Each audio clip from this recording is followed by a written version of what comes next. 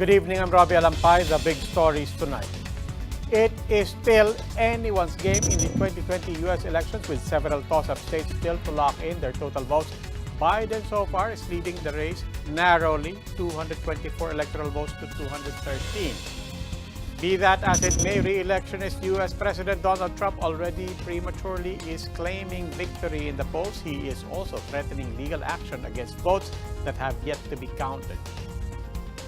Joe Biden is banking on Democratic mail-in ballots to widen his lead. They said they are on the right track, but that official results could take days. Much hanging on America's vote, including the code of conduct in the West Philippine Sea. Officials are confident a deal will be signed by 2021. And as for the vice presidential poll protest here in the Philippines, the Commission on Elections has spoken. The Presidential Electoral Tribunal can annul results, but under strict standards.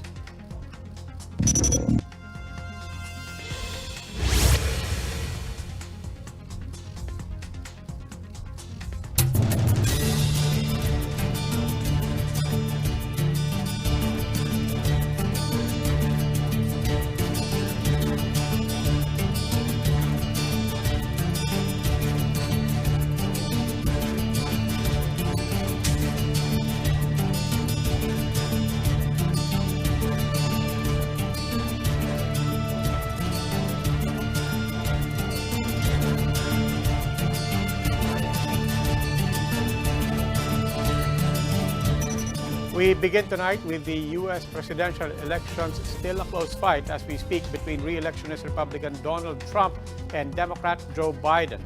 According to the latest partial unofficial tally by Reuters, Biden leads Trump 224 electoral votes to 213. Several crucial swing states have yet to finish their vote tally, a matter which Trump has since taken offense to as he calls the Supreme Court move to allow the counting of ballots beyond Election Day dangerous. Biden pulled early wins at the start of the counting period and has since maintained a steady lead over Trump. Despite this, Trump declared an early victory for himself while alleging fraud in the elections. Biden, on the other hand, says he is optimistic about the ongoing results, but he says it is still not over until the last vote has been counted. We'll take another look at how voting goes later on in the show.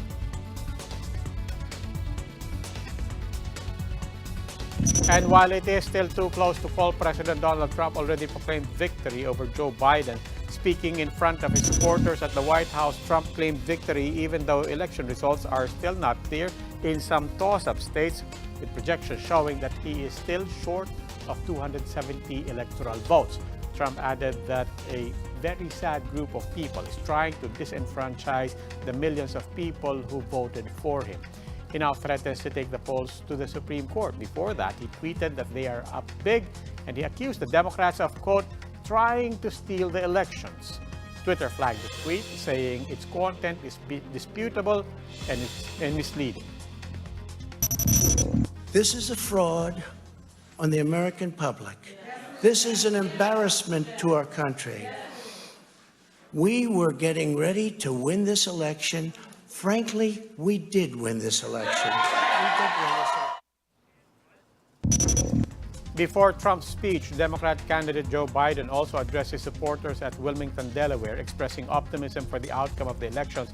He expressed confidence that they are on the right track, but unlike Trump, he said that's not up to him nor his rival to claim victory.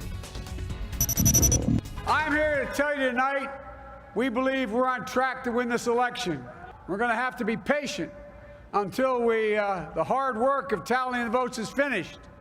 And it ain't over till every vote is counted, every ballot is counted. And it is still too early to tell how that count will pan out, but whether Trump retains the incumbency or Biden claims White House victory, this year's elections will impact the relationship between the United States and the Philippines. Del Rivera tells us why. No matter who wins the U.S. presidential elections, Washington's relationship with the Philippines will remain unchanged. This is how U.S. Embassy's charge d'affaires John Law described the strong ties between the two countries. Law said he sees the alliance growing stronger and more productive, whomever between Republican President Donald Trump and former Vice President Democrat Joe Biden gets the seat at the White House. I'm quite confident that that too will not change and will only grow and flourish for many years to come. The 2020 presidential elections remain vital in the longtime allies' ties. As a result, could lead to shift in policies as well as White House's relationship with Philippine President Rodrigo Duterte. Duterte had a sour relationship with former U.S. President Democrat Barack Obama, who criticized his administration's alleged human rights violations. If Biden would be elected as the 46th President of the United States, many will be looking at Democrats diving deep into cases against human rights. But an expert says Biden might not be able to dwell much on the issue, as U.S. leadership in the next year will likely focus more on domestic issues, especially with the pandemic ongoing. When he starts his presidency by January, COVID will still be a problem, vaccinations, and the economic consequences of COVID. So he might not have enough bandwidth to look at democracies around the world. With the Biden presidency, the South China Sea dispute will also be in question, as the Obama administration did not make a clear stand on the issue. It was during Obama's term when China began building artificial islands in the disputed territory. Just recently, the Trump administration insisted that the South China Sea is part of the Pacific region. The U.S. Embassy, however, said programs in the country will continue with or without a change in the White House leadership. For News 5, Dale De Vera, We're One News. Nepal says the country's bilateral ties with the U.S. will not go through major changes regardless of who wins. In a TV interview, Palace spokesman Harry Roque said the State Department ensures continuity as far as the U.S. foreign policy is concerned. Roque stressed that President Rodrigo Duterte was able to befriend President Donald Trump in a year or two after taking office. He said the Philippine leader will be able to pull off the same feat should Senator Joe Biden emerge the winner. The COVID-19 pandemic has affected public activities around the world, including elections, but despite the continuous threat of the virus, some nations were able to push through with their polls. The details in this report by Maricel Halili. The World Health Organization believes that in-person elections can be held safely amid the COVID-19 pandemic. You cannot reduce the risk to zero, but what you can do is identify and manage those risks, especially where in-person voting is the choice of the country. However, 66 nations and 8 territories have already postponed their elections due to possible spike in cases. According to the International Foundation for Electoral Systems, a total of 113 polling events across the globe have been put off. Despite the unfaltering status of the global health crisis, dozens of others have proceeded with their elections. In South Korea, the left-leaning ruling party won by landslide in April, turning the political tide in President Moon Jae-in's favor. Korea's National Election Commission urgently imposed measures such as mandatory wearing of face masks and physical distancing. Over in Burundi, a small landlocked country in southern Africa, the reigning autocratic president for 15 years had been replaced. Throngs of voters, however, were seen standing shoulder to shoulder without face masks or gloves on the election day last May. The same goes with Belarus, where infections neared 70,000 the day strongman Alexander Lukashenko declared victory. The election result prompted thousands of Belarusians to take to the streets in protest, claiming the election was rigged. Meanwhile, New Zealand's Prime Minister Jacinda Ardern recently delivered the biggest election victory for her political party in 50 years. The size and number of voting places were increased, while those in isolation were able to vote using telephone dictation service. In the U.S., poll officials shifted voting from just one day to facilitating widespread mail-in balloting procedures across the country. Voters were also encouraged to cast their ballots ahead, either by mail or physically, with minimum health protocols imposed. The COVID-19 pandemic has been the center of this year's presidential campaign, with over 80 million ballots already cast. We will terminate the virus with science, medicine, and groundbreaking therapies and cures. I watched Joe Biden speak yesterday. All he does is talk about COVID. Donald Trump waved the white flag, surrendered to the virus. But the American people don't give up. We don't give in. Unlike Donald Trump, we're not going to surrender to this virus. For News 5, Marisol Halili, we are One News. We'll go for a quick break. When the big story returns, we once again take a look at how voting went in some key states, some of which really offered no surprises. And over in Raleigh-hit Bicol region, nights might remain dark until Christmas as authorities try hard to restore power lines. The details next.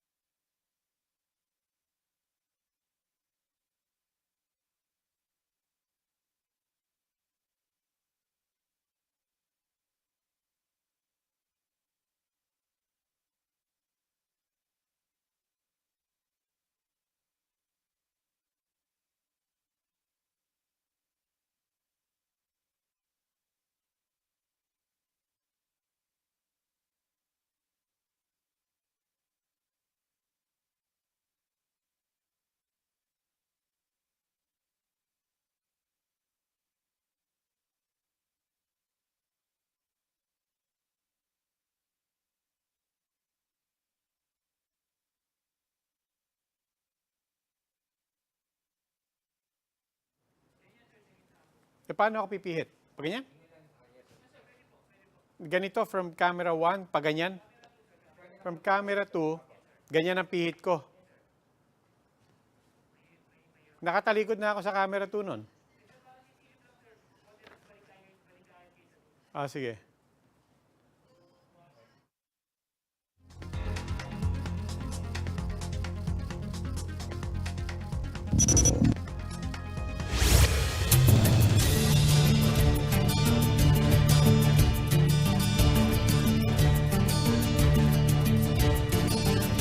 Good evening. You're still watching The Big Story.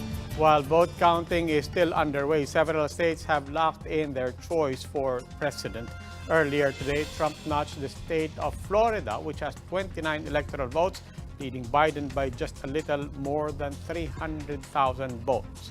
Biden, meanwhile, secured California's 55 electoral votes, with more than 7.5 million votes overtaking Trump, who received some 3.7 million votes in the West state. It was a close fight, on the other hand, in the key states of New York and Texas. Biden won New York's 29 electoral votes with over 3 million votes, while Trump captured 38 electoral votes from the state of Texas. Later on in the show, we take in the numbers in some toss-up states which have yet to fully lock in their numbers as the race to 270 continues. As we speak, Biden has 224 electoral votes, while re-electionist Trump has 213.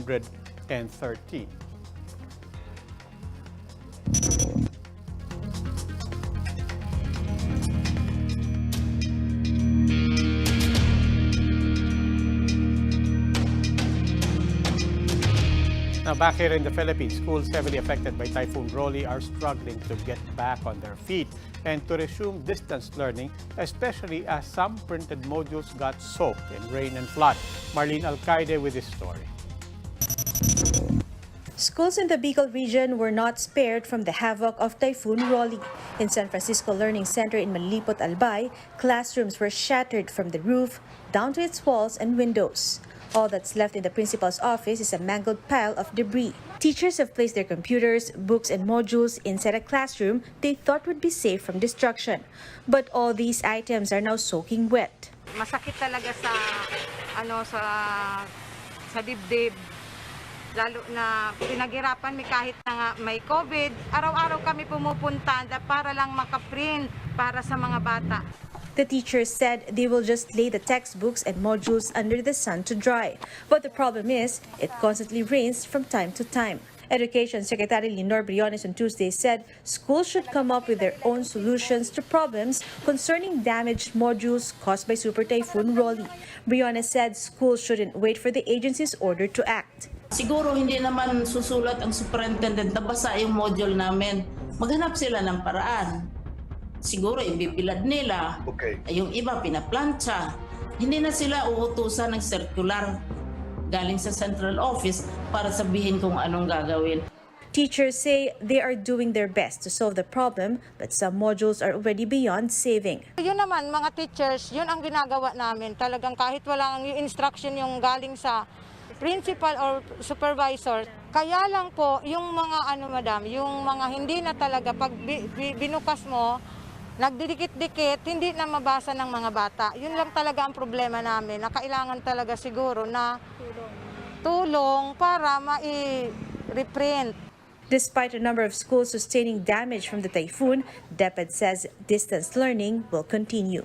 DepEd Region 5 says there are contingency plans in place, including reprinting of materials. The office said concerned schools should coordinate with their division officers. May mga alternative silang strategies para makapagpatuloy pa rin yung pag-aaral. Like for example, since naibigay yung mga textbooks, they can utilize the textbooks. Magbibigay lang ng mga activity sheets sa mga bata. DepEd says 443 schools were damaged by Super Typhoon Rolly in Region 5. DepEd Region 5 has already coordinated with the LGU to suspend classes until Friday, November 6, to give teachers more time to prepare and to distribute the modules. The regional office is not discounting the possibility of conducting makeup classes or even extending the school year if needed. For News 5, Marlene Alcaide, we are One News. Residents in Bicol are still groping in the dark due to massive power outages caused by Typhoon Rolly. When will power transmission be back in these areas? Shiley Francisco with these updates. Power supply is still down in Catanduanes and much of the Bicol region after Typhoon Rolly toppled up to 90% of the region's electric posts and transmission lines. The Energy Department admits it can't determine yet when electricity can be fully restored in the region, but they are hoping to make it in time for Christmas. We understand Christmas is fast approaching, and we don't like people to be suffering and or inconvenience because walang kuryente. Kung kailan, kailan, ilan ang poste, ganyan. Sabi nga natin na we are assessing ang mga work to be done. Kung partial lang, madali yung partial pero we're talking of total restoration. Medyo kailangan din naman namin pag-aralang mabuti. The DOE said power is back in a small portion of Naga after 2 transmission lines, Tayabas to Naga and Naga to Concepcion, had been repaired. To restore electricity in some parts of Albay and Sorsogon, the DOE targets to power up the Bacpan geothermal power plant by November 5 and repair the Naga to Daraga transmission line by November 10. The department said putting back power supply in hospitals and commercial areas is a priority.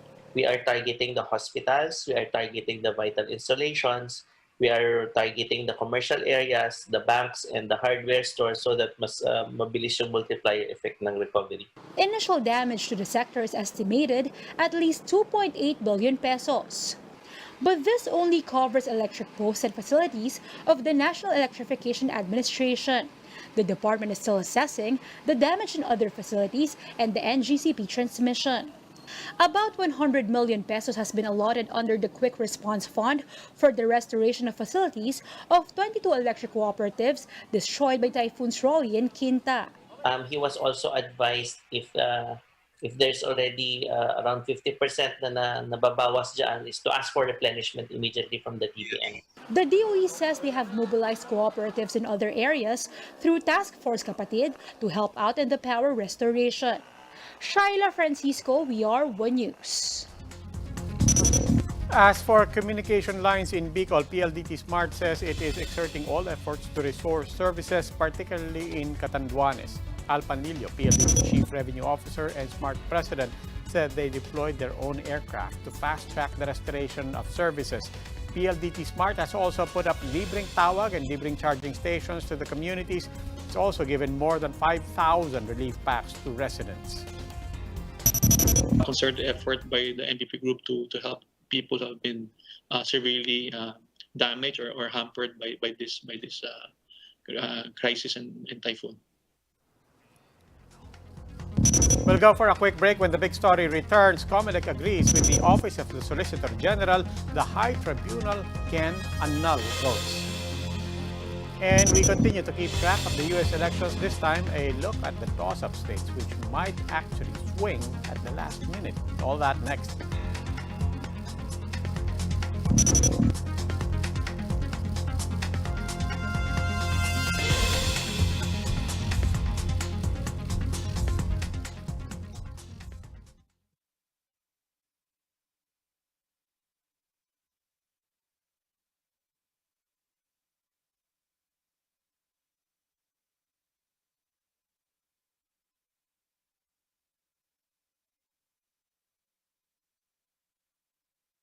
Ito lang ako.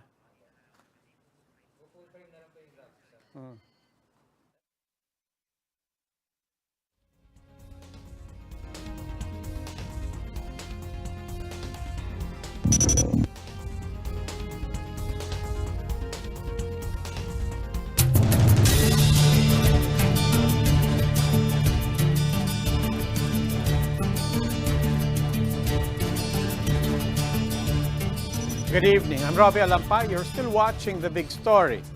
Vote counting has yet to wrap up in several key toss-up states in the United States. But so far, we are seeing at least 4 states that are leaning red. That's Michigan, Pennsylvania, North Carolina, and Georgia. Now, let's recall that these are states which Trump won back in 2016. So we'll see if he does manage to pull another upset for Biden with the help of these swing states. Wisconsin earlier was leaning red but made a swing in favor of Biden a few hours before broadcast. Now moving west, we still have yet to see results from Arizona and Nevada. Initial results, however, paint them in favor of Biden. Still, the former vice president would need a shift from some of these swing states to maintain his lead, with electoral votes currently at 224 for Biden to 213 for Trump.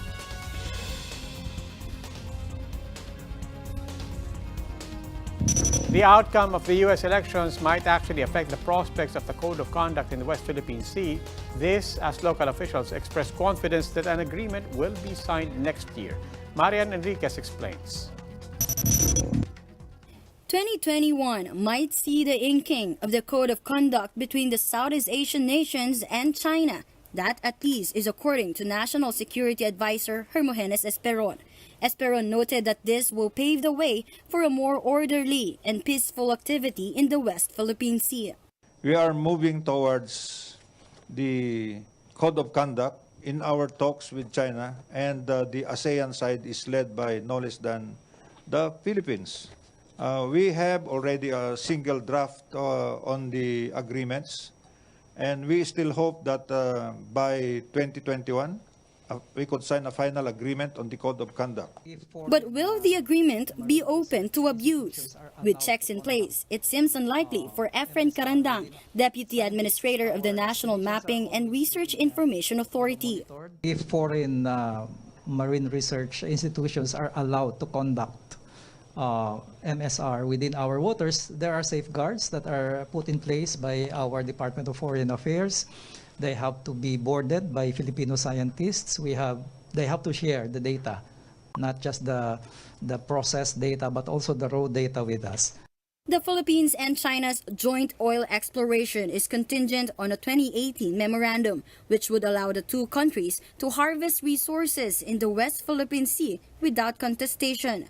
The task force estimates that the sea has 6,000 barrels of undiscovered oil and 7,100 billion cubic feet of undiscovered gas. Esperon said funding for 4 maritime scientific research vessels is also at the ready.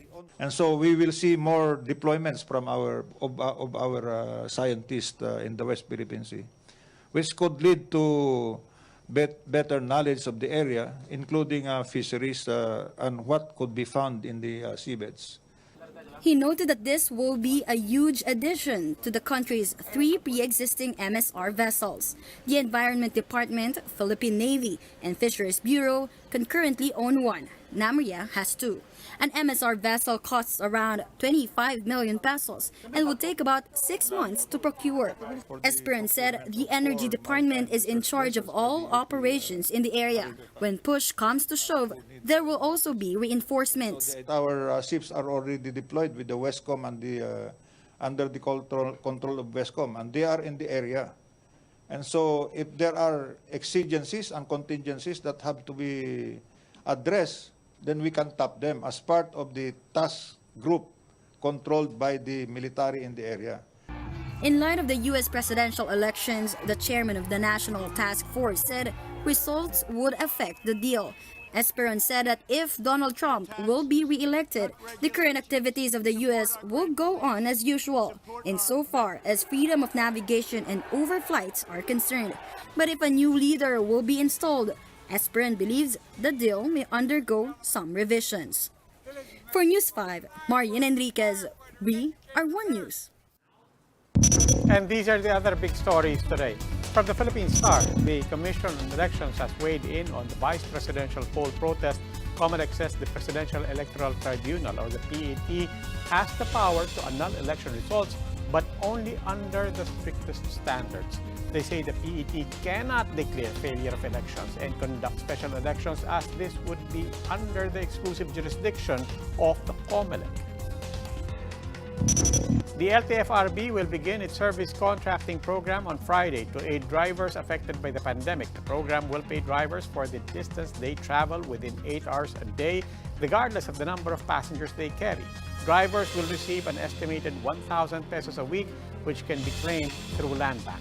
The program will first be implemented in Metro Manila and will eventually be rolled out in other regions in the coming weeks. The Health Department says processes in finding the COVID-19 vaccine will remain the same even with the appointment of Secretary Carlito Galvez as vaccine czar. Galvez's appointment received criticism as the military man has no health-related background. DOH Undersecretary Maria Rosario Vergeire says the NTF chief will help expedite certain processes, including purchasing, negotiation, production, and distribution of the vaccine. Vergeire also noted that Galvez will be working with a panel of vaccine experts and other specialists. We end tonight with an update on the U.S. presidential race. As of 8:28 p.m., Reuters' partial and unofficial count places Biden still leading Trump 224 electoral votes to 213. We're still waiting for the final results in key states such as Michigan, Pennsylvania, North Carolina, Georgia, Wisconsin, and Arizona. As we speak, Biden has more than 68 million votes. Trump has at least 65 million votes. And that wraps up today's big story. Catch us again tomorrow at 8 p.m. on Signal Channels 8 and 250. Please like our Facebook page, One News. For more in-depth analysis, visit our webpage, onenews.ph. I'm Robbie Alampay. We are One News. Good evening.